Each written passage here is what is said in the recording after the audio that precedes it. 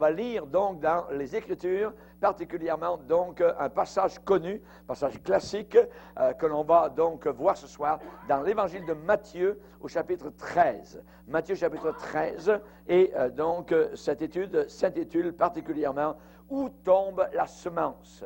Où tombe la semence? Matthieu chapitre 13, verset 1er. Matthieu 13, verset 1er. Ce même jour, Jésus sortit de la maison et s'assit au bord de la mer. Une grande foule s'étant assemblée auprès de lui, il monta dans une barque et il s'assit. Toute la foule se tenait sur le rivage.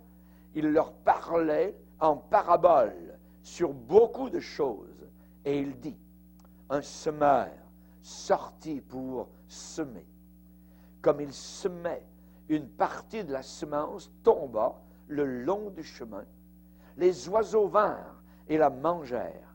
Une autre partie tomba dans les endroits pierreux, où elle n'avait pas beaucoup de terre. Elle leva aussitôt, parce qu'elle ne trouva pas un sol profond.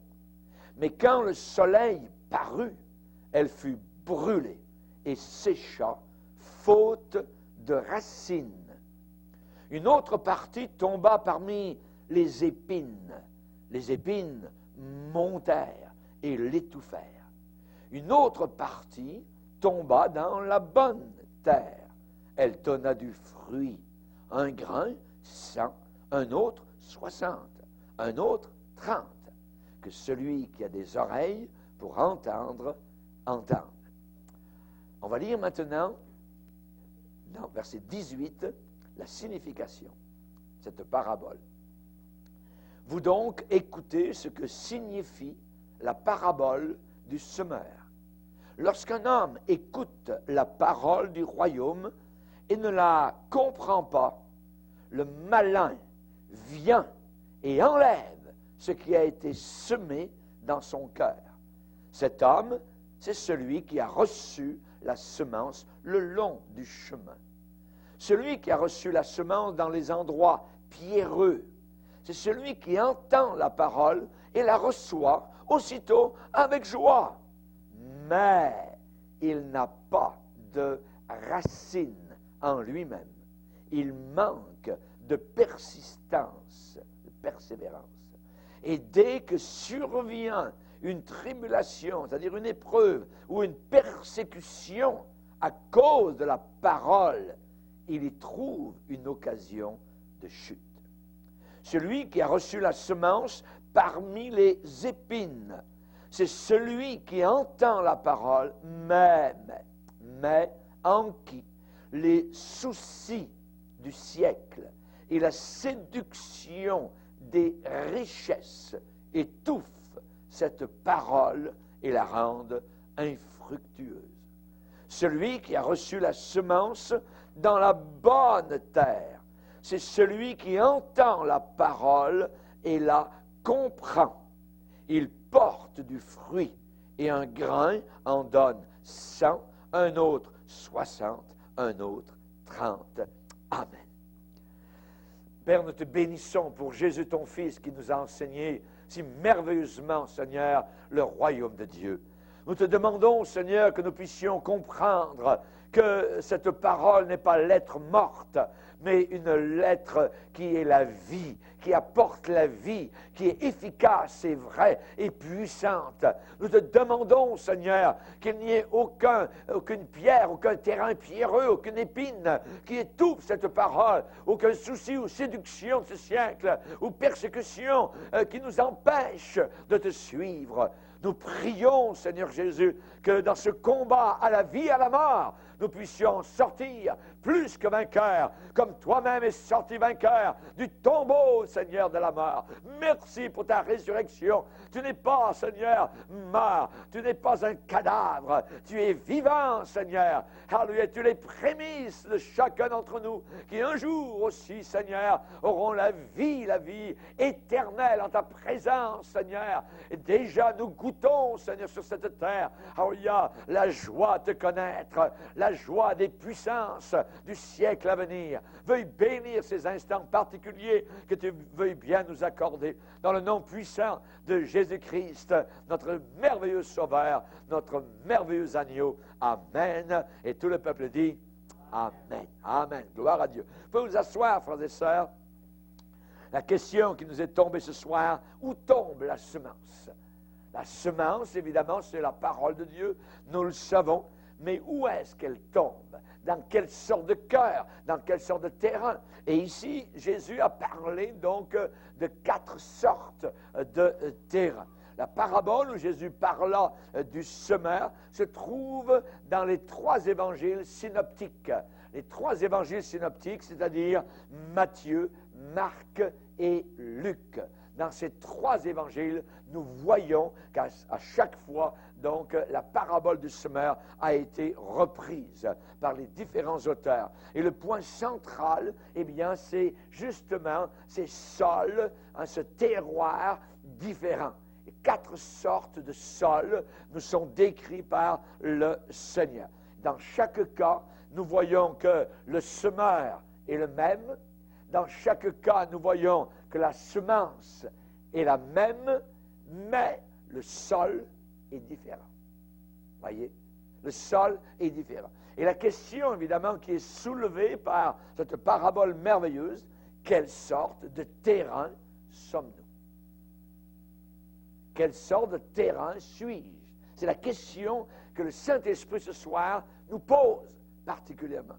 Quelle sorte de terrain es-tu? La semence tombe dans le terrain de ton cœur, mais quelle sorte donc de sol es-tu? Quelle sorte de cœur? Et Jésus a expliqué la parabole, donc la semence, c'est la parole de Dieu. Et il a expliqué que les différentes sortes de sol, eh bien, sont les grandes différences d'attitude, de cœur de ceux qui entendent cette parole. Dans ces 4 sortes de terrains, ce sont on va dire, 4 sortes, 4 genres de personnes, d'attitudes par rapport à la même parole qui est entendue par tous. Elle est reçue de manière différente. Nous allons voir les 4 ce soir. Une partie de la semence est tombée le long du chemin. Jésus va déclarer qu'une partie de la semence est tombée le long du chemin. Un semeur sortit pour semer, comme il semait, une partie de la semence tomba le long du chemin. Qu'est-il arrivé à cette semence? Les oiseaux vinrent et la mangèrent. C'est-à-dire, donc, l'ont ôté de ce sol qui ne l'a pas vraiment reçu. Ce qui veut dire que le long du chemin, c'est pas le bon endroit, évidemment, où la semence aurait dû tomber. Probablement que le long du chemin, on pourrait dire un sentier bien tapé, voyez, un sentier bien dur, tapé par les marcheurs qui sont venus, qui sont allés et retournés, donc le long du bord du champ. Cette semence n'est pas tombée dans le champ, elle est tombée le long du chemin qui longeait le champ. Voyez, qui longeait le champ. La surface, donc, de ce terrain, sur ce sentier, cette surface était bien tassée, voyez, bien dure, et toute semence qui tombait là restait simplement sur le dessus. Voyez, la semence tombait, le semeur passe le long du bord de ce champ, et il en tombe un peu partout, voyez, et là, pouf, le vent emporte le long du chemin. Mais elle reste là. Elle reste là parce que c'est dur, c'est planche, c'est plane et c'est donc bien tassé. Le sol ne s'ouvrait pas à la semence. Le sol ne s'ouvrait pas à la semence. Le sol ne produisait rien et les oiseaux sont venus et ont mangé cette semence. Ce qui veut dire que la semence n'était plus là. Le sol ne l'a pas reçue. Les oiseaux vinrent et la mangèrent. Donc, ce sont qui, ces gens-là? Ils représentent une catégorie de personnes. ces gens-là sont ceux qui écoutent la parole de Dieu. On va dire quelqu'un écoute la parole de Dieu, c'est très bien. Ouais. On ne sait pas. On ne le sait pas. Parce que ces gens-là sur lesquels la semence est tombée écoutaient aussi la parole de Dieu, mais sans faire attention. Sans y prêter garde, sans y faire attention. Il y a une manière d'écouter la parole de Dieu.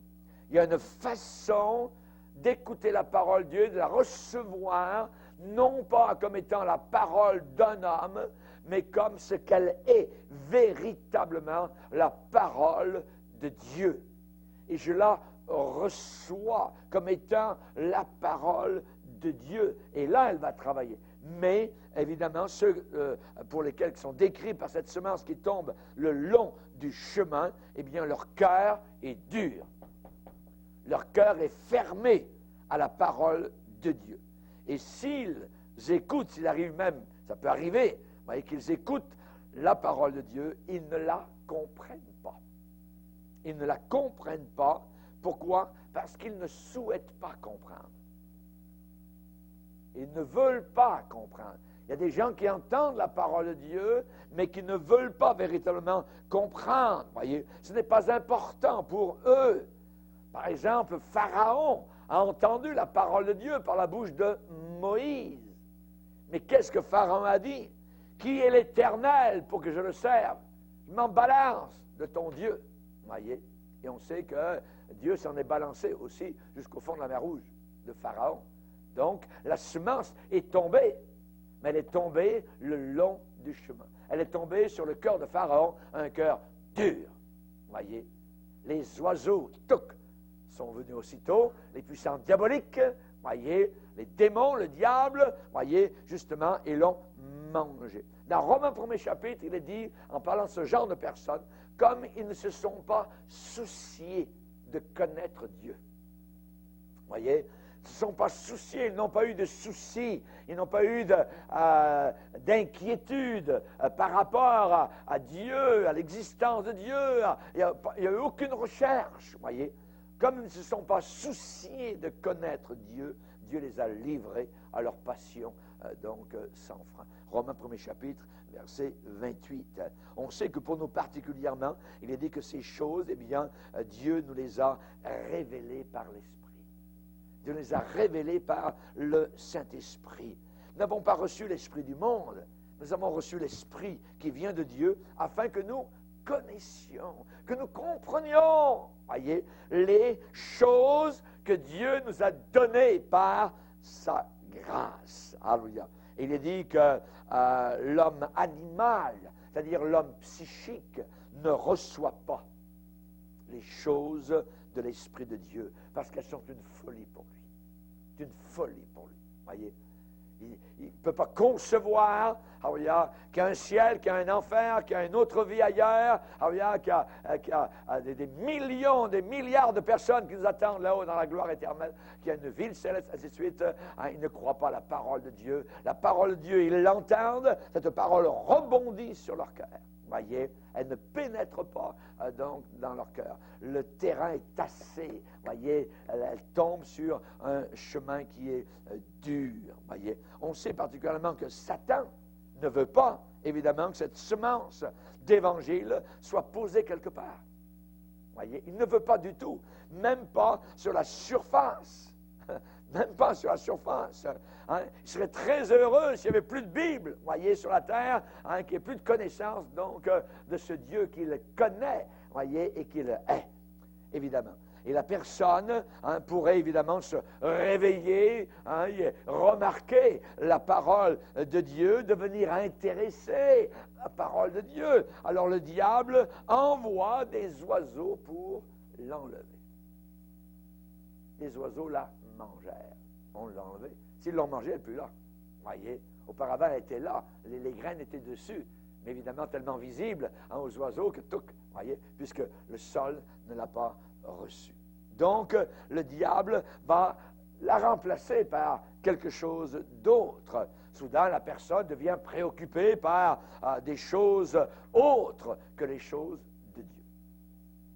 Et pour nous, nous faisons bien de venir à la maison de Dieu, nous sommes préoccupés par la parole de Dieu, l'état de notre âme, notre éternité, la croissance spirituelle. Voyez, évidemment, c'est un autre monde. Voyez, quand un homme écoute la parole de Dieu, a dit Jésus, quand un homme écoute la parole de Dieu et ne la comprend pas, dans le sens qu'il n'est pas intéressé même à la comprendre, le diable vient et enlève ce qui a été semé dans son cœur. Il peut rester, un homme peut rester là assis pendant 1 heure à écouter la parole de Dieu, puis ensuite en sortant, il va dire, je gagne de fou. Le diable vient aussitôt pour enlever la parole donc qui a été semée. Ça ressemble à quoi? Ça ressemble à un homme qui crève de faim, voyez. Et cet homme est profondément préoccupé à résoudre un puzzle, voyez. Quelqu'un lui présente un bon plat de nourriture pour lui sauver la vie, voyez, juste à côté de lui. Hein? Et l'arôme même qui monte du plat, qui est chaud, voyez, monte jusqu'à ses narines pour soulever son appétit, pour atteindre évidemment ses narines. Mais voilà que cet homme est bien trop impliqué, inculqué dans ses propres buts personnels pour réaliser évidemment ce qui est là à côté de lui. Et que cela est tellement bon, hein, serait tellement bon pour son bien-être. Un peu plus tard, il y pensera. Pour l'instant, il n'est pas préoccupé avec ça. Un peu plus tard, mais plus tard, un jour sera trop tard. Trop tard. Voyez, aujourd'hui, nous dit la Bible, si tu entends la voix de Dieu, n'endurcis pas ton cœur. N'endurcis pas ton cœur. Comme au jour de la révolte. Il y a des gens qui sont assis dans certaines églises, ils sont des révoltés intérieurs. Et dès que la parole de Dieu qui est bonne est annoncée et dévoile, je dirais, un bord de leur péché, tout de suite, il y a révolte intérieure. Et ça, ce n'est pas bon. Ça, ce n'est pas bon du tout. Il y a comme fermeture. Ce sol devient tapé. C'est le bord du chemin, le long du chemin. Et le diable vient aussitôt, voyez, en disant non, accepte pas ça, voyons, c'est pas pour toi, c'est pour un autre. Donc, cette personne, évidemment, veut poursuivre ses buts personnels, comme le jeune homme riche. Rappelez-vous, quand Jésus l'a rencontré, c'était un jeune homme qui avait des capacités. Il a dit, Jésus l'aima. Pour que Jésus l'aime, voyez, ça veut dire qu'il y avait certaines, je dirais, capacités, des choses en lui, caractérielles, ainsi de suite, qui pouvaient donc attirer Jésus, et il aurait pu devenir un autre apôtre. Et il est reparti tout triste. La parole a été semée, mais son cœur était dur. Voyez, c'était ses richesses, c'était son succès. Ce qu'il voulait, c'est son succès terrestre. C'était à s'agripper, donc, à ses dollars, à ses lingots d'or. Voyez, et il est reparti tout triste. Tout triste. Le diable n'a jamais personne de joyeux. Leur joie n'est que factice. Leur joie a besoin de béquilles, a besoin d'une bonne femme, a besoin de la porno, a besoin de la drogue, a besoin d'un club, a besoin de la danse, a besoin de la musique. Voyez, ce n'est pas une joie divine. Voyez, en réalité, le diable n'a personne d'heureux. Aujourd'hui, si tu entends sa voix, n'endurcis pas ton cœur. Voyez. Et évidemment, quand la parole est semée, eh bien, entre-temps, évidemment, quelqu'un qui est le diable, eh bien, vient et enlève le plat. Tout. Enlève le plat. Le plat n'est plus là. Les oiseaux vinrent et la mangèrent. Les oiseaux viennent et la mangèrent. Et pendant qu'il continue à réfléchir, lui, à son puzzle, à ses buts personnels, à son argent, puis à ce qui va lui arriver, tout ça, vous voyez, évidemment, il retourne, il tourne dans sa tête toutes sortes d'idées. Cet homme n'a même pas remarqué que sa nourriture a disparu et éventuellement, il va mourir de faim. Mourir de faim. Est-ce que ça paraît fou? Est-ce que ça paraît stupide? Yes! 1000 fois oui, voyez. Et spirituellement, il y a des millions de personnes qui font cela chaque jour. Chaque jour. Voyez. N'oubliez pas que la Bible dit, votre adversaire, le diable, rôde autour de vous comme un lion rugissant. Voyez, cherchant qui il va dévorer. Le malin vient et enlève ce qui a été semé dans son cœur. On va aller à la deuxième partie. une autre partie tomba dans les endroits pierreux. Dans les endroits pierreux. Et évidemment, les endroits pierreux, vous savez que dans le Moyen-Orient, c'est très facile d'avoir des endroits pierreux.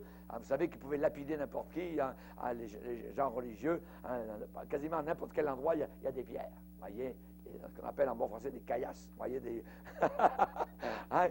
pour lapider, quand ils ont lapidé Étienne, c'est très facile. Voyez, quand ils voulaient lapider la femme adultère, ils avaient pris en flagrant délit, ils étaient là directement avec leurs pierres. Il n'y a pas besoin d'aller chercher des pierres. Il y a des pierres partout, donc au Moyen-Orient, et c'est rempli de pierres. Et Jésus dit que la semence, donc, tomba, une autre partie tomba dans des endroits pierreux, évidemment. Donc, et en Galilée, il y en avait beaucoup, les gens, les foules ont bien compris ce que Jésus voulait dire. Et là, Jésus a dit, eh bien, la semence n'avait pas beaucoup de terre. Il y en avait un peu, mais pas beaucoup de terre, d'humus, vous voyez, de terre fertile. Et il est dit que la semence, dès qu'elle fut semée, leva aussitôt. Donc, elle a levé aussitôt parce qu'elle n'a pas trouvé un sol profond. Notez chaque mot que Jésus dit, c'est important. Un sol profond. Pas de sol profond. Donc, c'est superficiel. Surface. Voyez. Et quand le soleil qui darde avec ses rayons très forts, voyez, elle fut brûlée et sécha, faute de racines. Donc, la partie invisible, c'est cette partie qui était nécessaire et qui n'était pas là. Les endroits pierreux. Qui sont ces gens-là? Puisque ça veut dire quelque chose. Ces gens-là, ce sont ceux qui écoutent la parole de Dieu avec des cœurs impulsifs. Ce sont des gens qui marchent par feeling, par sentiment. Voyez? Ils répondent à la parole de Dieu. « Oh oui, c'est beau, c'est bien, c'est ça que je cherchais, c'est merveilleux. » Ils répondent rapidement. Et leur réponse est liée à leurs émotions. Et vous savez que les émotions, ça monte et ça descend, ça remonte, ça redescend plus bas, ça remonte plus haut, et ainsi de suite. Voyez? Et il y a parfois des mouvements, je dirais, évangéliques, comme ça, des sortes de groupements au travers de l'Église chrétienne, qui ne marchent que par feeling, par sentiment. Ce sont des gens très dangereux. La semence est semée dans leur cœur, au milieu des endroits pierreux. Pourquoi? Parce que ces gens-là peuvent changer très rapidement. Très, très rapidement. Leur décision de suivre Jésus, de servir Jésus, leur consécration n'est pas profonde. N'est pas profonde. Voyez? Elle n'avait pas beaucoup de terre. Pas beaucoup de terre. Elle lève aussitôt. Aussitôt, c'est merveilleux. Voyez? C'est joyeux, c'est feu-flamme, c'est des pétards. Voyez? C'est glorieux, tout ça. Hein? On n'a rien contre ça. Ouais? Mais, il faut que ça dure. Voyez? Il faut que ça dure. Leur décision n'est pas profonde. Donc, ils vont suivre Jésus, ces gens-là. Oh oui, ils vont le suivre. Ils disent qu'ils vont le suivre. Mais ils vont le suivre tant qu'ils vont ressentir. Tant qu'ils vont avoir des feelings, tant qu'ils vont ressentir, tant qu'ils aiment cela. Ils vont suivre Jésus tant que c'est facile. Tant que c'est facile. N'oublions pas que la Bible dit dans Ecclésiaste, chapitre 7, la fin d'une chose vaut mieux que son début, son commencement. La fin d'une chose. Quand un bébé naît, c'est une joie merveilleuse. Mais en réalité, si vous réfléchissez, la Bible dit que le jour de la mort vaut mieux que celui de la naissance. Pourquoi? Parce que c'est là la fin. Et si vous avez marché pour Jésus, là, la récompense vous attend. La mort m'est égale. Voyez? La fin. Il y a des gens qui commencent très bien, feu flamme, ça pétille de partout, c'est merveilleux, tout ça. Mais vous revenez 6 mois plus tard, ils ne sont plus là. Chez David. Pas beaucoup de terre. Ils n'ont pas calculé le prix à payer. Ils ont pensé qu'il n'y aurait aucune persécution. que tout le monde allait croire à cette vie merveilleuse en Jésus. Voyez. Ils n'ont pas payé, ils n'ont pas bien lu le contrat de ce qu'ils ont signé avec Jésus. Voyez, dans l'armée du Seigneur, ils n'ont pas pensé qu'il y avait un casque, qu'il y avait une épée, qu'il fallait se battre. Voyez, il fallait résister, il fallait persévérer, il fallait pleurer parfois. Voyez. Donc, évidemment, on sait que le Seigneur a rencontré ce genre de personnes. On va le lire dans Luc chapitre 9. Luc chapitre 9, verset 57. Luc 9, 57. Pendant qu'ils étaient en chemin, un homme lui dit, « Seigneur, je te suivrai partout où tu iras. » C'est merveilleux. Ouais. Je te suivrai partout, partout, partout. Jésus lui répondit, « Écoute bien, les renards ont des tanières. Les oiseaux du ciel ont des nids, des petits nids. Mais le Fils de l'homme n'a pas reposé sa tête. Tu veux me suivre? Il est fort possible que tu ne pourras pas reposer ta tête. Parce que je n'ai pas de nid à t'offrir et je n'ai pas de tanière à t'offrir. » C'est ça que Jésus voulait dire. Paye bien, pense-y bien, paye le prix. Voyez? Il y en a un autre. Voyez? Jésus dit à un autre, « Suis-moi. » Et il répondit, « Oh Seigneur, permets-moi d'aller d'abord ensevelir mon père. » Mais Jésus lui dit, « Laisse les morts ensevelir leurs morts, et toi, va annoncer le royaume de Dieu. » Un autre dit, « Je te suivrai, Seigneur. C'est merveilleux. Mais permets-moi d'aller d'abord. » Voyez, il y a un autre premièrement, il y a un autre d'abord. Ce n'est pas le Seigneur d'abord, c'est lui d'abord. Permets-moi d'aller d'abord prendre congé de ceux de ma maison.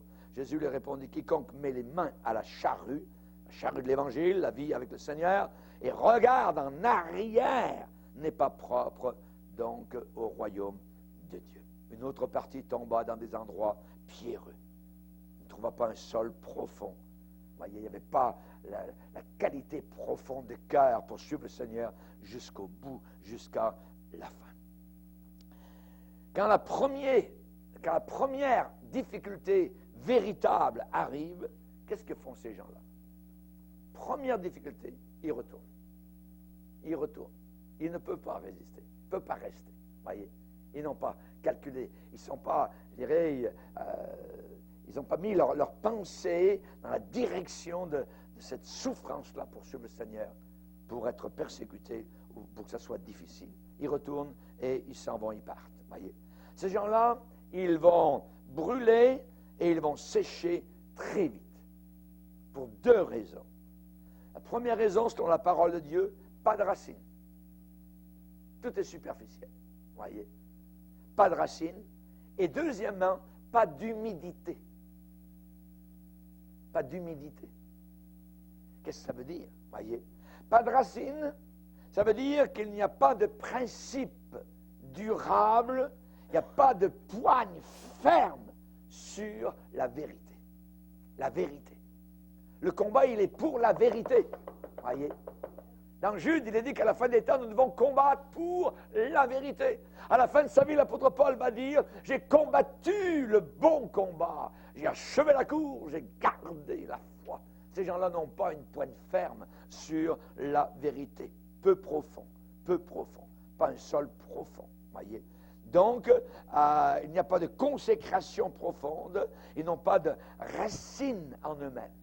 Ils n'ont pas de racines en eux-mêmes. Heureux l'homme, voyez, son premier, qui ne marche pas selon le conseil des méchants, qui ne s'arrête pas sur la voie des pécheurs, qui ne s'assied pas en compagnie des moqueurs, mais qui trouve son plaisir dans la loi de l'Éternel et qui la médite jour et nuit. Il est comme, voyez, un arbre planté près d'un courant d'eau qui donne son fruit dans sa saison. Son feuillage ne flétrit pas, sèche pas, sèche jamais, parce qu'il y a des racines proches d'un courant d'eau, proche de la parole de Dieu, proche de la présence de Dieu, proche de l'Esprit de Dieu, voyez. Amen. Donc, évidemment, c'est différent. Mais ces gens-là n'ont pas de racines en eux-mêmes. Ils ne comptent pas le prix à payer pour suivre le Seigneur. Il y a une quarantaine d'années, une cinquantaine d'années, quand on venait au Seigneur, généralement, on était prêt à mourir. On n'était pas prêt à avoir du succès, à la réussite dans le monde. C'était fini. On avait dit bye-bye à tout ça. Maintenant, c'était de suivre le Seigneur. Oui. Aujourd'hui, on a une autre sorte d'évangile, voyez, où tout est centré autour de moi, voyez, mes besoins, mes problèmes, ainsi de suite. On a tourné la Bible en faveur de juste soi-même, voyez. Alors qu'en réalité, Quand on suit le Seigneur, on doit payer le prix de considérer même de mourir pour Jésus-Christ. De mourir, d'aller jusqu'au bout. Sois fidèle jusqu'à la mort et je te donnerai la couronne de vie. On va lire un autre passage dans Apocalypse. Apocalypse, chapitre 2. Chapitre 2, le verset 26, c'est la promesse qui a été faite à l'église de Thyatire. À celui qui vaincra, ça veut dire vaincre, ça veut dire qu'il y a un ennemi à abattre, voyez, à vaincre. À celui qui vaincra et qui gardera jusqu'à quand? Voyez, jusqu'à la fin, mes œuvres, je donnerai autorité sur les nations. Imaginez, voyez. Donc celui qui vaincra, qui gardera jusqu'à la fin. Ces gens-là ne gardent pas jusqu'à la fin, voyez. Il n'y a pas de racine, pas de racine. Hein, pas un sol, donc profond. Il ne compte pas le prix à payer. Luc 14. Luc 14. Luc 14. Jésus parle dans la même veine, ici dans ce passage. Verset 25. De grandes foules faisaient route avec Jésus. Il se retourna et leur dit, si quelqu'un vient à moi, et s'il ne hait pas son père, sa mère, sa femme, ses enfants, ses frères, ses sœurs, et même sa propre vie, voyez, il ne peut pas être mon disciple. Et quiconque ne porte pas sa croix, son instrument de mort, et ne me suit pas, ne peut pas être mon disciple. Car lequel de vous, s'il veut bâtir une tour, ne s'assied d'abord, premièrement, pour calculer la dépense. Qu'est-ce que ça va me coûter, voyez, et voir s'il a de quoi la terminer, de peur qu'après avoir poser les fondations, hein, il ne puisse l'achever et que tous ceux qui le verront ne se mettent à se moquer de lui, le railler en disant « cet homme a commencé à bâtir et n'a même pas pu achever. » Voyez. Donc, il faut considérer la fin. Ah oui, moi je considère le moment de ma mort. Voyez. Spurgeon, qui était un grand homme de Dieu, quand il se couchait le soir, il se considérait dans son cercueil. Il s'imaginait étant dans son cercueil. Considérez-vous ce soir quand vous allez dormir dans votre cercueil. Voyez? Mais normalement, vous êtes déjà dans votre cercueil. Parce que le moment où vous avez été baptisé dans l'eau, amen, c'est la mort à nous-mêmes. Voyez? Amen. Gloire au Seigneur.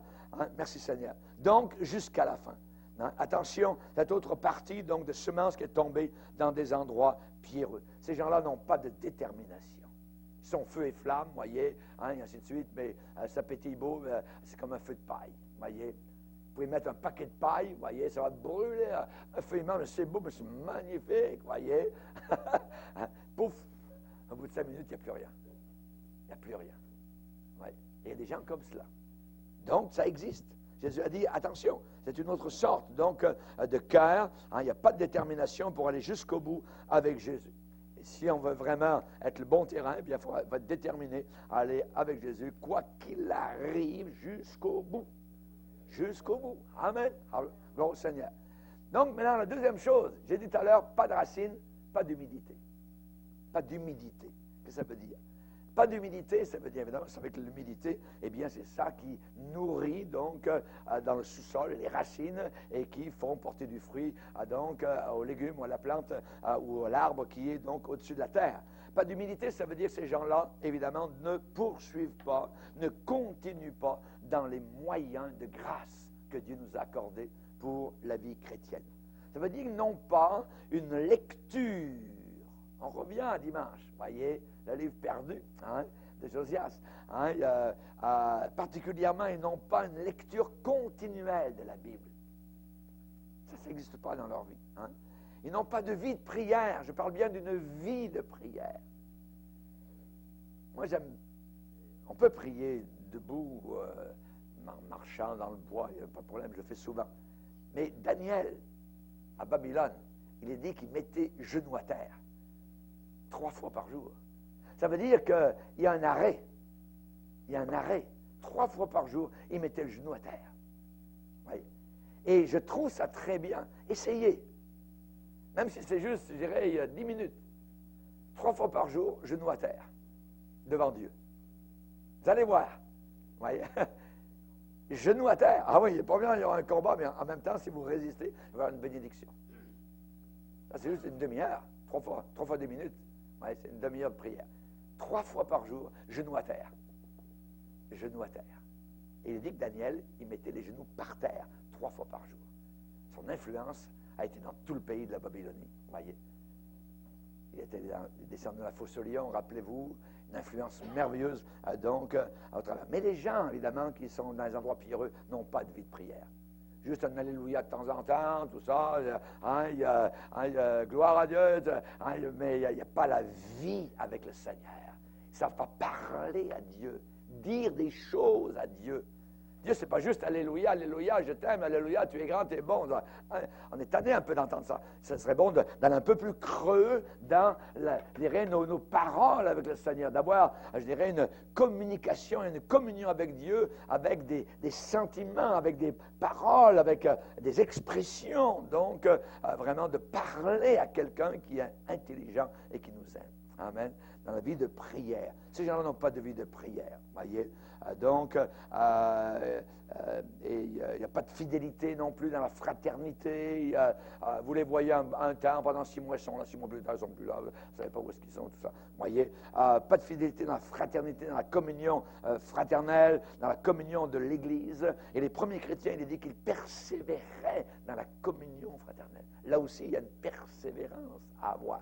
Voyez, on se tient, on se soutient les uns les autres, parfois on se supporte les uns les autres, mais il doit y avoir ce soutien les uns donc avec les autres. Mais ceux qui sont qui n'ont pas d'humilité, ces gens donc qui sont ici donc comme une semence qui tombe au milieu des pierres, eh bien ils ne font pas attention à leur vie spirituelle, ils ne l'arrosent pas, voyez. Et arroser, eh bien c'est en prendre soin. On a un jardin. Qu'est-ce qu'on en fait? On a un salut. La Bible dit travaillez à votre salut. Est-ce que vous avez travaillé à votre jardin aujourd'hui? Voyez, est-ce que vous avez prié? Est-ce que vous avez mis le genou à terre? Est-ce que vraiment vous avez un temps avec le Seigneur? Est-ce que vous avez lu la parole de Dieu? N'oubliez pas que dimanche matin prochain, je vais vous demander combien de chapitres vous avez lu. Moi, je ne veux pas des records, je ne veux pas 300 chapitres, voyez, mais je veux que vous lisiez donc quelques chapitres avec intelligence, donc pour vraiment nourrir votre âme et avoir cette communion qui vous aide avec le Seigneur. Quand quelqu'un dit ou fait quelque chose qu'il n'aime pas particulièrement, eh bien, ces gens-là trébuchent et ils chutent. Bye bye, voyez. Aujourd'hui, vous reprenez quelqu'un. Quand la Bible dit, là, reprenez les uns. Parfois, dans l'Église, il faut reprendre, parce qu'il y a des besoins, il peut y arriver des choses, ainsi de suite. Généralement, vous reprenez quelqu'un, toute la personne, vous ne la voyez plus. Vous reprenez une fois, c'est fini. On voit quel genre, évidemment, donc, de société et genre de chrétiens que nous sommes. Donc, quand le trouble arrive, quand la persécution, ce qui est pire, voyez, arrive pour le Seigneur, la parole de Dieu, ces gens-là tombent. Vous ne les voyez plus, ils ne sont plus là. Ce sont des drop-out spirituels. Drop-out, c'est tout. Voyez. Ils chutent, ils ne sont plus là, voyez. Dès que survient une tribulation ou une persécution à cause de la parole, ils y trouvent une occasion de chute. Ben non, Dieu n'a pas voulu dire ça, tout ça. Et puis, il ne faut pas être, ainsi de suite, trop, vous voyez. Les gens aujourd'hui, si vous suivez la parole de Dieu, vous êtes toujours trop. Voyez. Mais si une persécution arrive, ces gens-là sont prêts à vous dénoncer. Ils sont capables de se retourner même contre vous. On a vu un jour, dans un temps de communisme, par exemple, dans un des pays communistes des pays de l'Est, où quelqu'un est arrivé armé, voyez, et justement, donc, a fait face aux chrétiens, et la personne, avec son arme, a pointé son canon vers les chrétiens, et a dit que ceux qui veulent partir, partent. Et il y a plus de la moitié des gens qui sont partis. Et un groupe est resté. Et ensuite, celui qui avait pointé son arme a enlevé ces choses. Il a dit, je suis chrétien. Maintenant, je sais qui est vraiment chrétien. Je sais qui est vraiment chrétien dans l'Église. Vous voyez? Ceux qui étaient capables d'affronter la mort. capables d'affronter la mort. Ces gens-là, vous ne les verrez pas affronter la mort pour le Seigneur. Dès que survient une tribulation ou une persécution à cause de la parole, rappelez-vous que Jean à Patmos, il est dit qu'il était à Patmos, sur cette île de la mort, l'île du diable, littéralement, à cause de la parole. C'est à cause de la parole de Dieu qu'il était là. Il le dit lui-même. Prenez l'Apocalypse, son premier chapitre, verset 9. Apocalypse, premier chapitre, verset 9. « Moi, Jean, votre frère, et qui est part avec vous à la tribulation et au royaume et à la persévérance en Jésus, j'étais dans l'île appelée Patmos, à cause de quoi? À cause de la parole de Dieu et du témoignage de Jésus. » C'est ça, voyez. Et il était là et il restait là. Donc, évidemment, Jean n'était pas quelqu'un au milieu d'un endroit pierreux. Voyez. Une autre partie tomba parmi les épines. Parmi les épines. Donc, la semence tombe parmi des épines. Les épines montèrent et étouffèrent la semence. Choc. Voyez? Donc, étouffée. La semence est étouffée. Qui sont ces gens-là? Ce sont des auditeurs de la parole de Dieu dont l'attention est facilement détournée. Facilement détournée. Le sol, ici, est un sol fertile, tellement fertile que tout peut y pousser. Et c'est le problème. Tout peut y pousser, même les épines. Le cœur est grand ouvert à n'importe quoi. À n'importe quoi.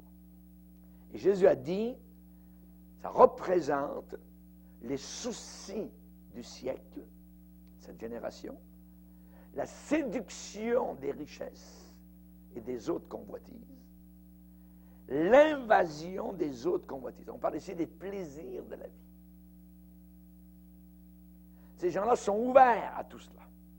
Les épines montent. Et la parole de Dieu est étouffée. Étouffée. Jésus va dire qu'il ne porte pas de fruits qui viennent à maturité. Il ne porte pas de fruits qui arrivent à maturité. Toutes ces choses, donc, les épines, qui sont les soucis de la vie, la séduction des richesses, les convoitises des autres choses, eh bien, toutes ces choses vont écraser, couper, ronger les racines dans leur cœur. Et le travail spirituel, donc, du diable. La parole de Dieu doit avoir résidence et présidence exclusive dans le cœur. La parole de Dieu doit avoir absolument l'exclusivité de nos cœurs. Garde ton cœur plus que toute autre chose. Voyez, car de lui viennent les sources de la vie. Dans le dialogue entre le bien-aimé et la bien-aimée dans le Cantique des Cantiques, eh bien, le bien-aimé va dire à sa bien-aimée, « Tu es un jardin fermé, ma fiancée. Tu es un jardin fermé. Tu es une source fermée. Tu es une fontaine scellée. Une fontaine scellée. » On parle ici de fermer et de sceller. Ce qui veut dire aucun intrus à l'intérieur du jardin. Exclusivité pour le bien-aimé, pour la parole du bien-aimé. Tu es un jardin fermé. Ça veut dire qu'il y a une muraille autour. Et vous savez que le paresseux est décrit, son jardin, eh bien, la muraille tout écroulée, ainsi de suite, et les animaux sauvages entrent à l'intérieur, les ronces montent, ainsi de suite. Ils ne s'en occupent pas. Il faut faire attention, il faut cultiver notre vie spirituelle. Tu es un jardin fermé, ma fiancée. Une source fermée, une fontaine scellée. La parole de Dieu doit avoir l'exclusivité de notre cœur. Notre dévotion, notre amour pour Jésus doit être juste cela, juste pour lui. Il nous a aimés d'un amour rouge sang. Alors je peux l'aimer encore plus, encore plus. Amen. Gloire au Seigneur. Donc ce n'est pas, notre dévotion pour Jésus n'est pas seulement une chose parmi d'autres choses. Non, c'est la chose, voyez, et les autres choses sont en dessous. Amen. Gloire au Seigneur. Donc ces gens-là portent du fruit, mais n'arrivent pas à maturité. Ils n'arrivent pas à maturité. Donc, ce sont des sortes, on pourrait dire des chiens dents spirituels. Des chiens dents spirituels. Voyez? Ils ne portent pas de fruits, voyez, qui arrivent à maturité. Ils vont seulement jusqu'à ce point-là. Quelque part le long du chemin, ils font des décisions avec une mauvaise évaluation, avec une fausse évaluation. Ils ne consultent pas le Seigneur pour les décisions importantes donc dans leur vie, dans le jeûne et la prière. Non, ces gens-là placent leur cœur sur des mauvaises choses et ils meurent étouffés. Étouffés. Oui. On parle d'étouffement. Les épines montèrent et étouffèrent la semence. La parole de Dieu n'est plus entendue. La parole de Dieu n'est plus reconnue. Elle n'arrive plus à leur cœur. Voyez? Ils ne tombent pas, mais ils se laissent étouffer. Ils se laissent étouffer par les soucis. Quand vous avez beaucoup, beaucoup de soucis, tout ça, venez à l'église, venez à l'assemblée, allez dans la parole de Dieu, allez dans la prière. Voyez? Genoux à terre, devant le Seigneur. Amen. Les mauvaises priorités dans nos vies sont fatales. Les mauvaises décisions de nos vies sont fatales. Affectionnez-vous aux choses d'en haut et non pas à celles qui sont sur la terre. Notre affection, notre amour doit être sur les choses d'en haut, les choses du Seigneur. Alors, et dans Matthieu 6, Jésus va dire, là où est ton trésor, là aussi sera ton cœur. Amen. Si notre trésor est dans le ciel, notre cœur sera là-haut. Si notre trésor est sur la terre, le trésor va brûler. Voyez. Ensuite, le Seigneur va dire, une autre partie tomba dans la bonne terre. Alléluia, gloire au Seigneur. Finalement, on y arrive. Et je veux croire, vous êtes de la bonne terre. Jésus a mentionné le bon terrain, la bonne terre, le sol, donc meuble, le sol préparé. Donc, ce sont des auditeurs diligents. Diligents. Ce sont donc les seuls vraiment qui se réjouissent de l'approbation de Dieu. Dieu a un sourire d'approbation sur leur vie. C'est celui qui entend la parole, la comprend, veut la comprendre et il porte du fruit. Dieu veut que nous portions du fruit. Voyez. Maintenant, qu'est-ce qui rend cette dernière partie de cette catégorie de personnes qui les rend différents des trois autres? Qu'est-ce qui les rend différents? Il est dit dans Luc 8, verset 15, ce sont ceux qui, ayant entendu la parole de Dieu, avec un cœur honnête et bon. Ils écoutent la parole de Dieu avec un cœur honnête, vrai et bon. Ils la retiennent, la gardent, et ils portent du fruit avec persévérance. Luc 18, verset 15. Un cœur honnête et bon. C'est très important. Tout est là. Comment est mon cœur? Où tombe la semence? Un cœur honnête et bon, c'est ça. Ça veut dire que ces gens-là ne jouent pas des jeux avec Dieu. Ils ne sont pas dans une game avec le Seigneur, et ne sont pas des hypocrites. Ils n'ont rien de phony, voyez. Ils ne sont pas des gens malhonnêtes. Ce sont des gens honnêtes, un cœur honnête et bon. Ils n'ont pas un cœur mauvais, un cœur méchant, un cœur sale, un cœur impur, voyez. Un cœur honnête et bon. Et donc, ça veut dire, agrippe-toi, accroche-toi à la parole de Dieu. C'est ça que ça veut dire, voyez. Ils la retiennent. Ils la retiennent. Ils ne la laissent pas partir. Comme le petit Samuel, il a dit qu'il ne laissait pas tomber à terre une seule parole du Seigneur. Il la retenait.